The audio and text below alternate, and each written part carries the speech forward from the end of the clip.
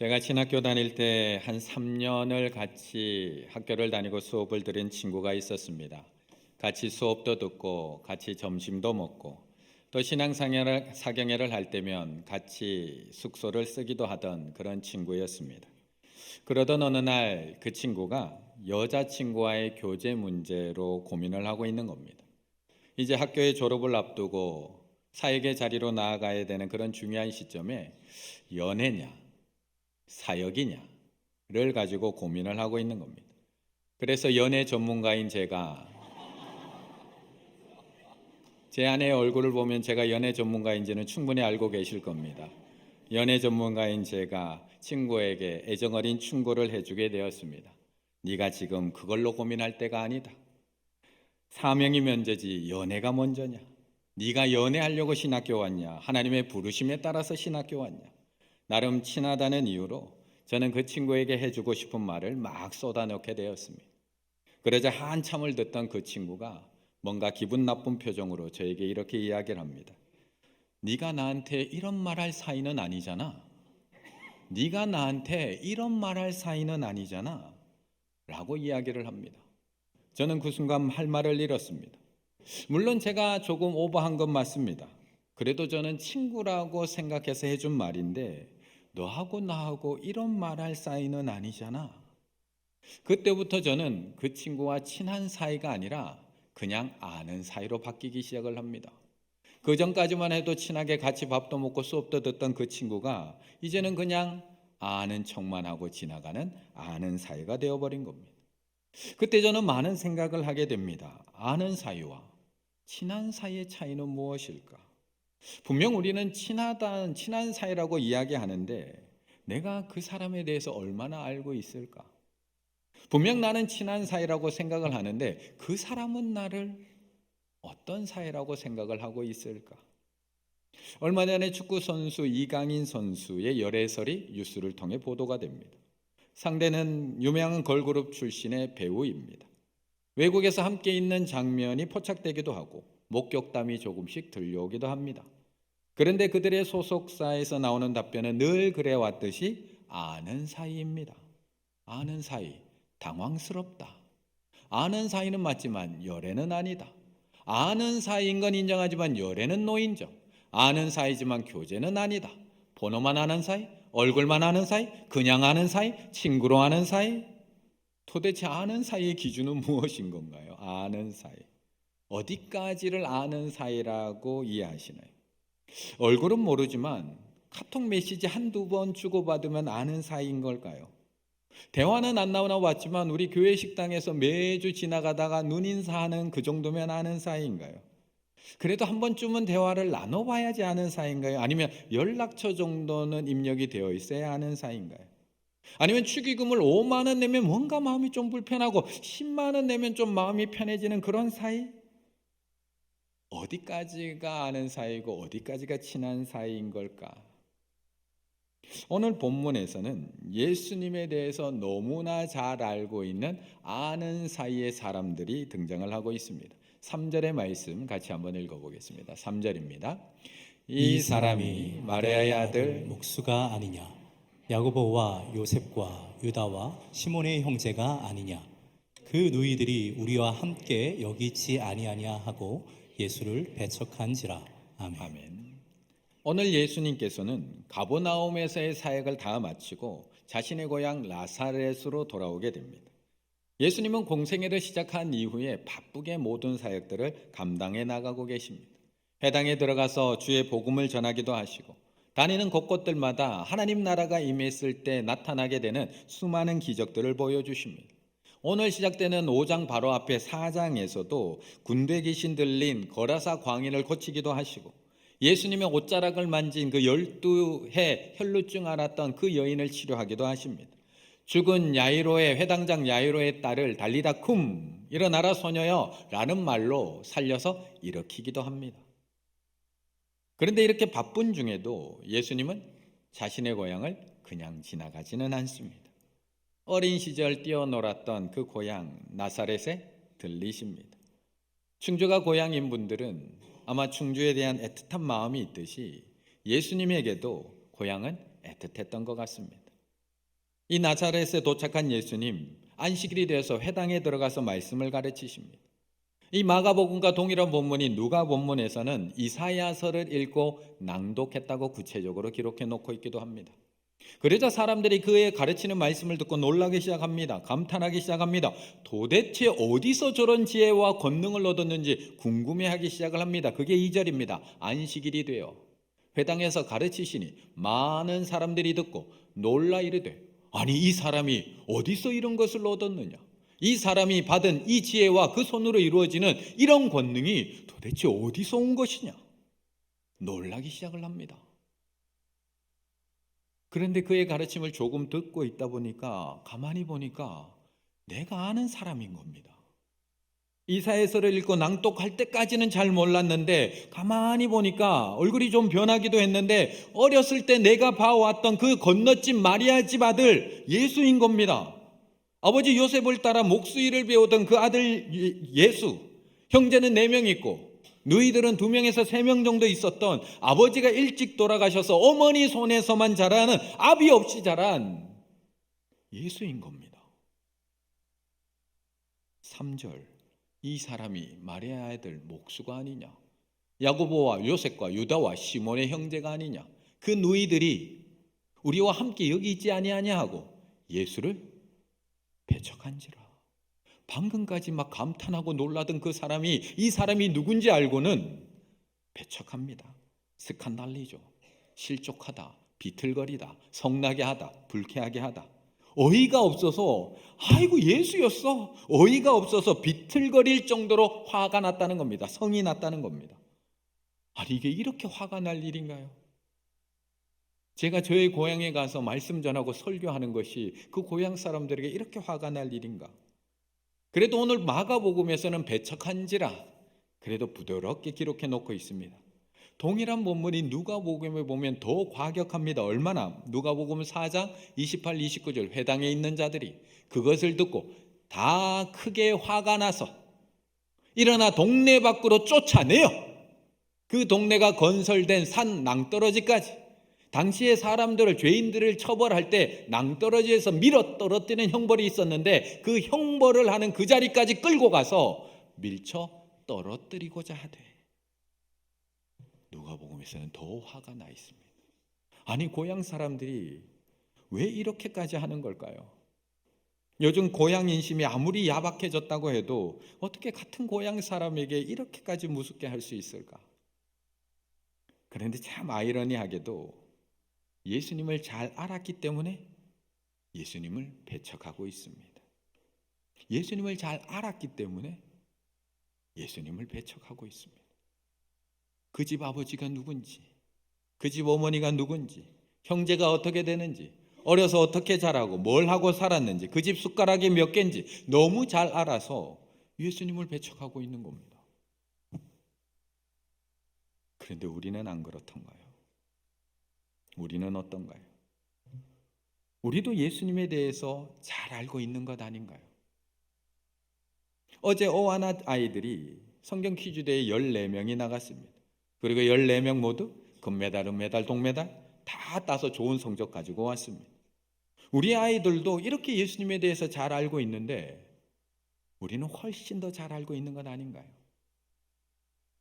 예수님이 어디서 태어난지도 다 알고 있습니다. 베들레헴에서 태어나신 예수님, 그냥 베들레헴이 아니라 빈방이 없어서 마국간 말구에서 태어나신 예수님, 그때 예수님을 찾아와서 경배한 사람도 다 알고 있습니다. 동방박사와 양치던 목자들. 우리는 그 이름의 뜻도 알고 있습니다. 예수, 여호와는 구원이시다. 다른 이름도 알고 있습니다. 임마누엘, 하나님이 우리와 함께 계시다. 심지어 예수님이 어느 지역에서 활동했는지, 누구를 만나셨고 누구를 고치셨는지, 누구 집에 들어가셨는지도 다 알고 있습니다. 어떻게 제자를 부르시고 그 제자들을 훈련시키고 어떻게 그 제자들을 변화시켰는지, 예수님을 예루살렘을 몇 번이나 방문하고 예루살렘에서 갈릴리 올라갈 때 왜 둘러서 올라가셨는지, 마지막에 십자가 앞에서는 왜 그렇게 고민하고 기도하셨는지 우리는 너무나 잘 알고 있습니다. 그런데 오늘 예수님이 그렇게 예수님 자신을 잘 알고 있는 저들을 보면서 신기해하는 게 있습니다. 그건 뭐냐? 이렇게 잘 알고 있으면서도 믿지는 않는다는 겁니다. 이렇게 잘 알고 있으면서도 오늘 우리를 보면서도 너무 이상하게 여기고 있다는 겁니다. 그렇게 교회를 오래 다니고 있으면서도, 그렇게 예수님에 대해서 잘 알고 있으면서도 믿지는 않는다는 겁니다. 6절 함께 읽습니다. 그들이 믿지 않음을 이상히 여기셨더라. 이에 모든 촌에 두루 다니시며 가르치시더라. 아멘. 분명히 알고 있습니다. 나사렛에 살고 있던 고향 사람들도 예수님에 대해서 너무 잘 알고 있습니다. 하지만 믿지는 않습니다. 그런데 우리도 참 비슷합니다. 우리도 너무 잘 알고 있습니다. 예수님에 대해서. 성경 퀴즈 대회에 나가면 1등은 못하더라도 그래도 절반 이상은 다 맞추실 실력을 갖고 있습니다. 교회 다닌 지 10년 넘었습니다. 예수님에 대해서 매주 빠지지 않고 예수님에 대해서 듣고 있습니다. 그런데 믿지는 않습니다.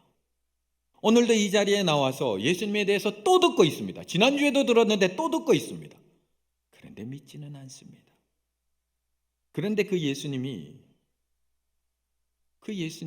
나를 인도해 주실 거라고는 믿지 않고 있다는 겁니다. 그래서 오늘도 불안합니다. 알고는 있는데 믿지는 않습니다. 평생 모태신앙으로 태어나 예수님에 대해서 듣고 배워서 지금까지 왔습니다. 예수님에 대해 아는 것도 꽤 많이 있습니다. 그런데 오늘도 교회에 나오는 것이 믿어서 나오는 게 아니라 안 나오면 벌 받을 것 같아서 나옵니다. 아니, 우리가 예수님을 이 정도로 알면 믿어야 되는 것 아닌가요? 그런데 우리는 안다고 하면서 믿지는 않습니다. 하나님이 이스라엘 백성들을 애굽에서 구원해 내셨다는 것을 알면서도 나를 거기서 건지고 구원해 주실 거라는 것은 믿지 않습니다. 하나님께서 광야길을 걸어가는 이스라엘 백성들에게 매일매일 메추라기와 만나와 메추라기를 내려주셨다는 것은 알면서도 나에게 일용할 양식을 내려주실 것이라는 것은 믿지 않습니다. 예수님이 나의 목자가 되신다는 것은 알고 있으면서도 올해 나를 가장 선한 길로 인도하실 것이라는 것은 믿지 않습니다.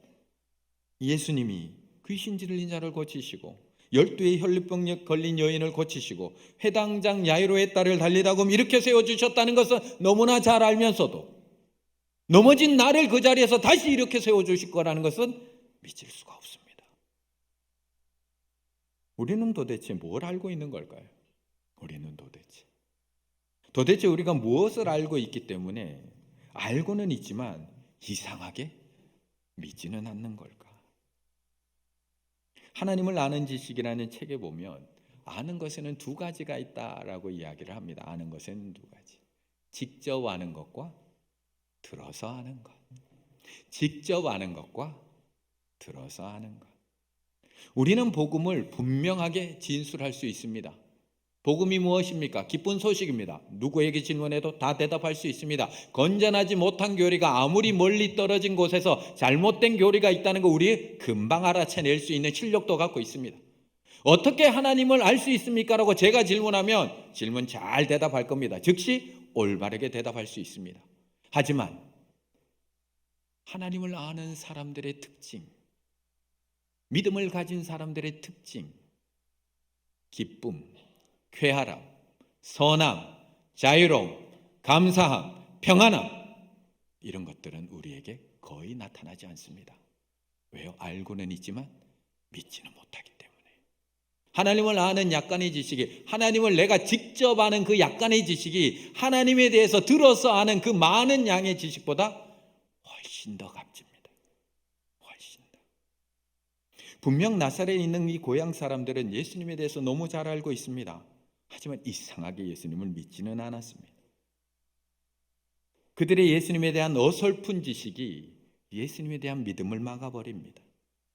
예수님에 대한 많은 양의 과거의 지식이 오늘 이 자리에 나와 함께 계시는 그 예수님의 은혜를 놓쳐버리게 만듭니다. 어설픈 지식과 편견 때문에 진실을 놓쳐버리고 믿음을 갖지 못하게 만드는 겁니다.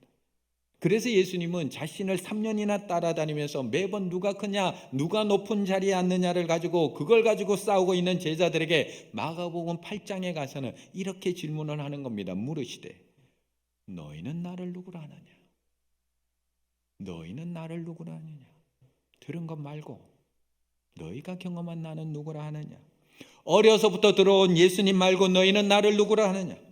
선생님이 가르쳐 주었던 그 예수님 말고 너희는 나를 누구라 하느냐? 박상현 목사가 설명하고 해석해 주고 설교해 주는 그 예수님 말고 오늘 이 시간 너희와 함께하고 있는 그 예수님, 너희는 나를 누구라 하느냐?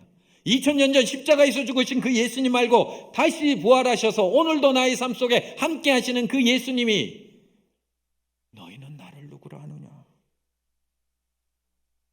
우리 성도님들에게 예수님은 도대체 누구십니까?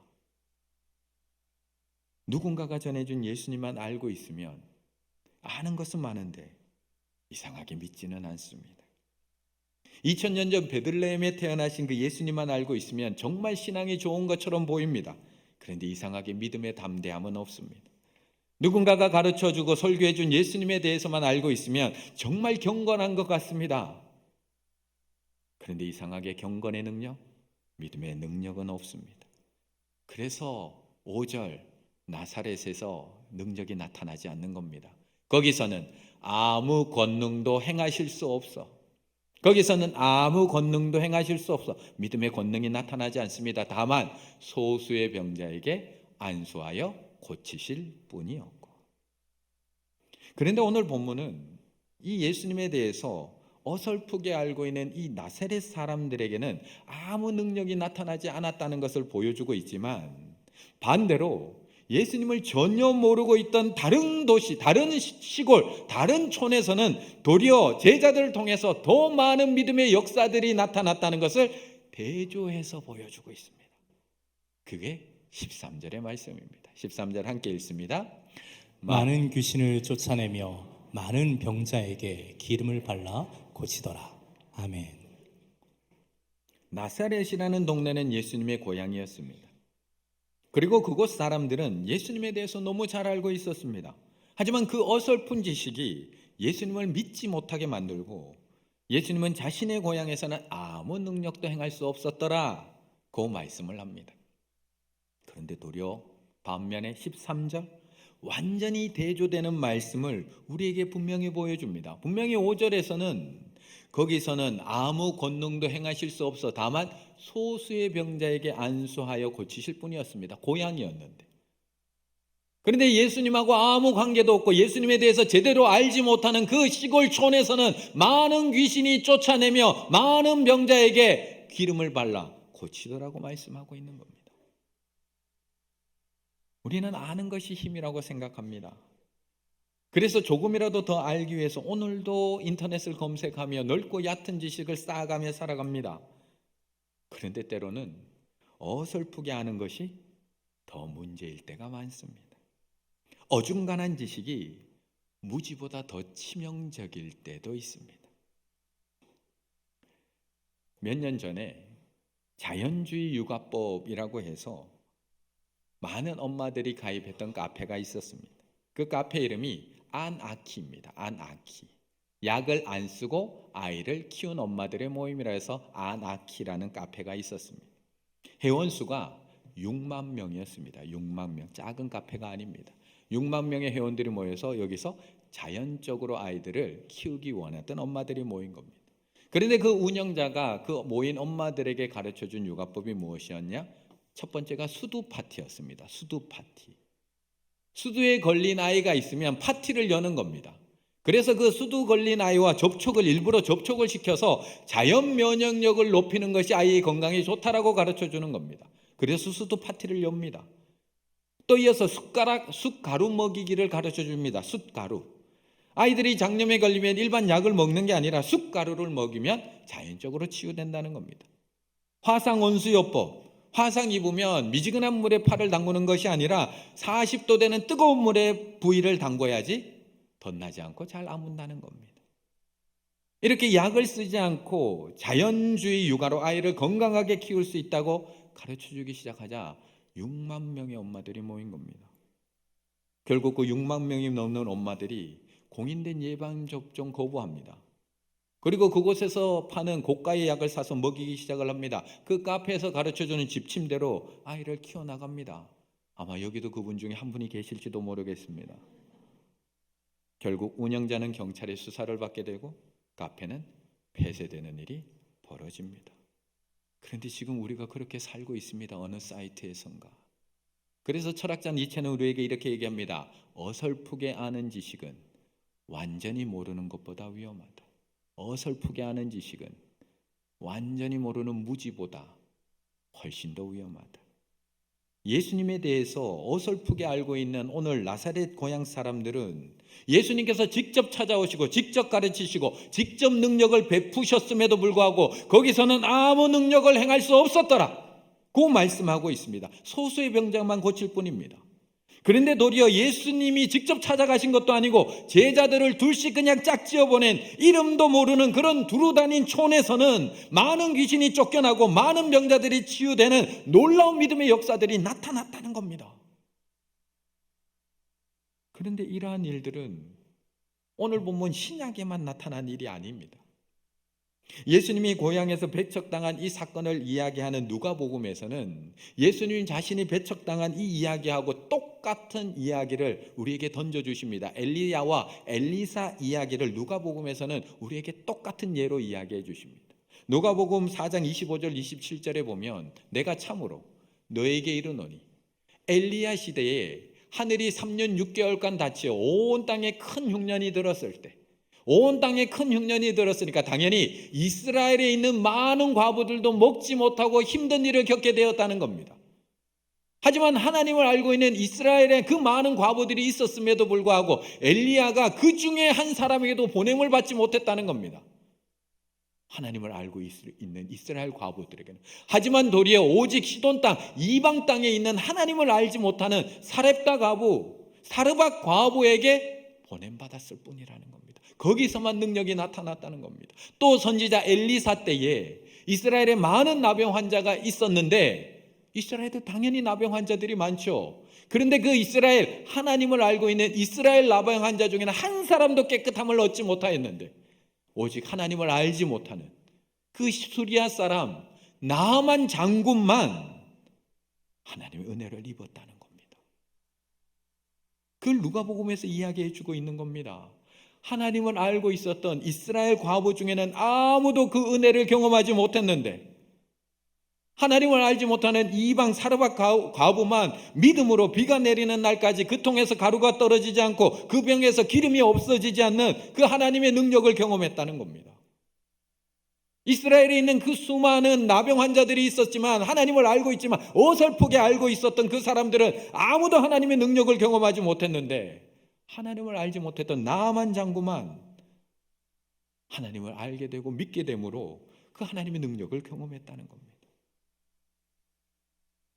그렇다면 지금 내가 알고 있는 예수님이 정말 전부일까요? 제가 49년 동안 읽어오고 배워오고 알고 있는 이 예수님이 전부일까? 제가 도대체 그 크신 예수님에 대해서 제가 알고 있으면 얼마나 알고 있을까요? 제가 나름 그래도 좀 안다고 이렇게 설교는 하고 있지만 제가 알고 제가 경험한 예수님, 하나님의 아들 예수 그리스도를 생각할 때 제가 알고 있는 예수님이 정말 얼마나 되는 걸까요? 그런데 우리는 마치 예수님을 다 아는 것처럼 이야기합니다. 마치 내가 알고 있는 그 예수님이 전부인 것처럼, 더 배울 것도 없는 것처럼 자신 있게 이야기합니다. 차라리 이름 모를 촌에서 살고 있었다면, 예수님에 대해서 전혀 몰랐다면 처음부터 하나하나 가르치기라도 하면 될 텐데 어설픈 지식은 많아서 나는 절대 모른다고 이야기하지 않습니다. 지금도 충분하다고 생각을 합니다. 나는 예수님에 대해서 충분히 잘 알고 있다고 생각을 합니다. 엄청나게 잘 알고 있다고 착각합니다. 그래서 교회에서 큐티학교 한다고 하면 아이고 그거 뭐 나 다 알고 있는데, 얼마나 교만한지 모릅니다. 30년 40년 전 교회 학교 때 외웠던 그 예수님의 지식을 가지고 아직도 큰 소리치며 살아가고 있다는 겁니다. 그런데 정말 잘 알고 계시나요? 예수님에 대해서 정말 잘 알고 계시나요? 그런데 왜 이상하게 믿지는 못할까요? 왜 온전히 믿고 순종은 못하는 걸까요? 우리는 하나님 앞에서 나의 무지를 고백해야 됩니다. 그리고 다시 배워가야 합니다. 지금까지 내가 듣고 배워왔던, 그렇게 알던 예수 그리스도가 아니라 오늘도 나에게 말씀하시는 예수 그리스도, 오늘도 이 자리에 나와 함께 계시는 예수 그리스도, 오늘도 나의 발걸음을 친히 인도하시는 그 예수 그리스도를 알아가고 배워가야 된다는 겁니다. 그것이 어떻게 가능할까? 그것이 어떻게 가능할까? 앞에서도 소개드렸던 하나님을 아는 지식이라는 책에 보면 그것은 하나님에 대한 배운 각각의 진리를 하나님 앞에서 묵상의 내용으로 바꿔야 된다는 겁니다. 오늘 이렇게 예배 때 듣는 이 설교 한 편을 그냥 듣고 끝나는 것이 아니라 하나님 앞에서 날마다 기억하고 묵상하고 나의 삶에 적용하는 내용으로 바꿔야 된다는 겁니다. 그래서 이 말씀을 한 주간 묵상하며 살아가다가 하나님을 향한 이 묵상이 기도와 찬양으로 바뀌고 이어지도록 만들어야 한다는 겁니다. 그렇다면 그 묵상이 어떤 결과까지 이어지느냐? 우리는 하나님의 위대하심과 영광, 그리고 우리의 자신의 하찮음과 죄성을 묵상하게 된다는 겁니다. 이 말씀을 계속 묵상하다 보면 내가 하나님에 대해서 제대로 알지도 못하면서 지금까지 안다라고 착각하고 있었구나, 내가 교만하고 있었구나를 알면서 그 묵상 속에서 하나님 앞에 나의 죄성을 겸손하게 내어놓게 된다는 겁니다. 또한 우리 주 예수 그리스도 안에서 드러난 신비로운 하나님의 자비, 내가 이렇게 살아왔음에도 불구하고 하나님이 날 이렇게까지 사랑하셨구나, 내가 하나님에 대해서 묵상하지 않았음에도 불구하고 여전히 하나님은 날 인도하시고 이번에도 또 말씀 듣게 하셔서 하나님 앞에 또 겸손하게 만드시는구나, 그 신비로운 하나님의 신비를 묵상함으로 우리는 격려받는 겁니다. 평안을 얻는 겁니다. 나는 부족하지만 하나님이 또 말씀 듣게 하시고 또 깨닫게 하시고 또 이렇게 세워주시는구나. 우리가 이처럼 겸손해지고 고양되는 그 체험 속에서 깊이 들어가면 들어갈수록 우리는 하나님을 아는 우리의 지식, 직접적인 지식, 들어서 아는 지식이 아니라 내가 직접 경험한 그 지식은 점점 증가하게 되고 그와 함께 우리의 마음속에는 하나님이 주시는 평화와 하나님이 주시는 믿음의 능력과 하나님이 주시는 믿음의 기쁨이 함께 증가하게 된다는 겁니다. 하나님에 대한 우리의 지식으로 인해 곧 우리 모두가 참으로 요하를 알게 되는 은혜가 임하기를 기원합니다. 다시 말씀 묵상하셔야 됩니다. 들은 말씀으로 끝나시면 안 되고 이번 한 주간 이 말씀을 매일매일 묵상하셔야 됩니다.